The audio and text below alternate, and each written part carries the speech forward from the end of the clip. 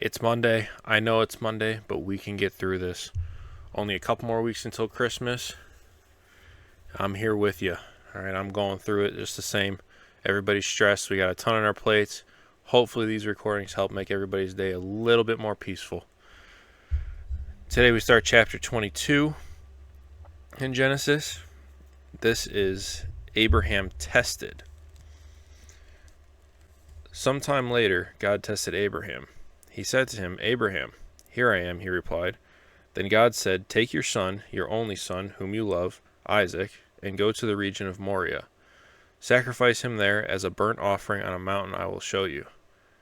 I mean, can you imagine having that said to you? I know this is another story that I think is somewhat popular with a lot of people, or at least well known.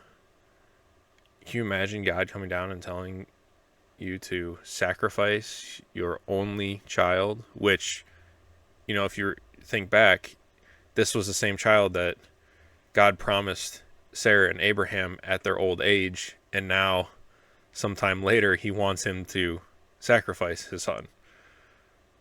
What, I don't know. We'll find out what Abraham was thinking. Early the next morning, Abraham got up and loaded his donkey. He took with him 2 of his servants and his son Isaac. When he had cut enough wood for the burnt offering, he set out for the place God had told him about. On the 3rd day, Abraham looked up and saw the place in the distance.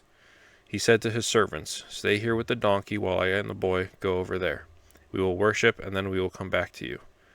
Abraham took the wood for the burnt offering and placed it on his son Isaac, and he himself carried the fire and the knife.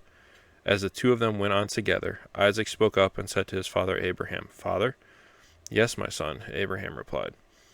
"The fire and wood are here," Isaac said, "but where is the lamb for the burnt offering?" Abraham answered, "God himself will provide the lamb for the burnt offering, my son." And the 2 of them went on together. And now he has to tell his son that there will be a lamb provided when he knows that it's going to be him. I mean, it's just the mental turmoil that a parent would go through. But at the same time, I mean, it's a test. He doesn't, like Abraham can only have faith that it's a test or that God is doing this for obviously the right reason, which he knows it is because it's God telling him to do this. But, nowadays you'd probably think, somebody would hear this and they would say it was like Satan in disguise trying to trick him into killing his only son that, God gave him. And I don't know, there's a lot to think about there.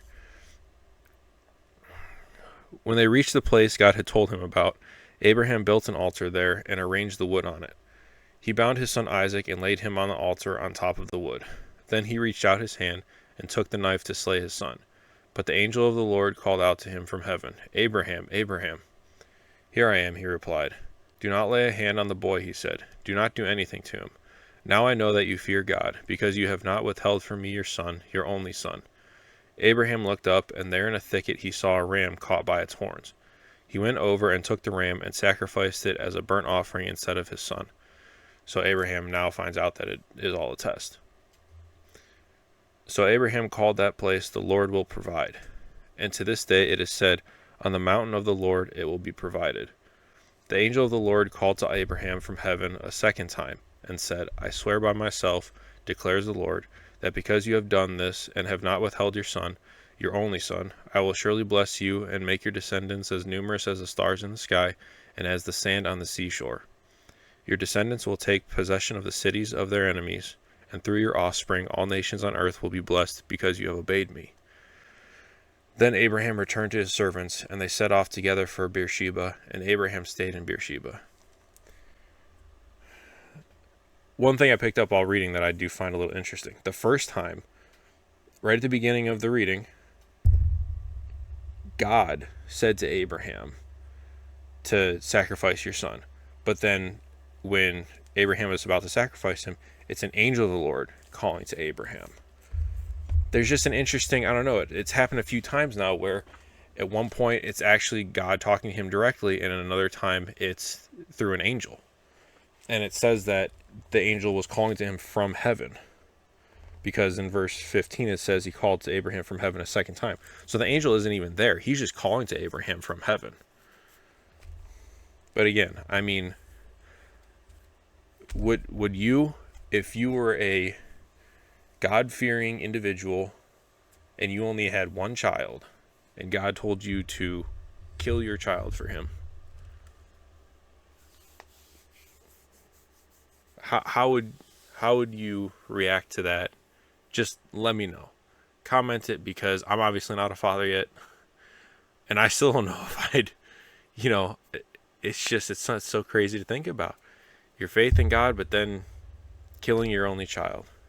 It's very interesting, but it was all a test, and Abraham passed, and then he got the reaffirmation, I believe, another confirmation that he and his descendants will be blessed, and that they will take the cities of their enemies. All nations on earth will be blessed through your offspring, just because he obeyed God and was going to sacrifice his son Isaac. Man, I'm glad that Abraham did that, because I don't know if I don't know if I would have been able to pass that one. Hopefully, but it's tough. All right, Monday's getting started. We can do it. Just one day at a time, one video at a time, and that's all we can do. All right, that's it for me for now. I will see you guys again tomorrow.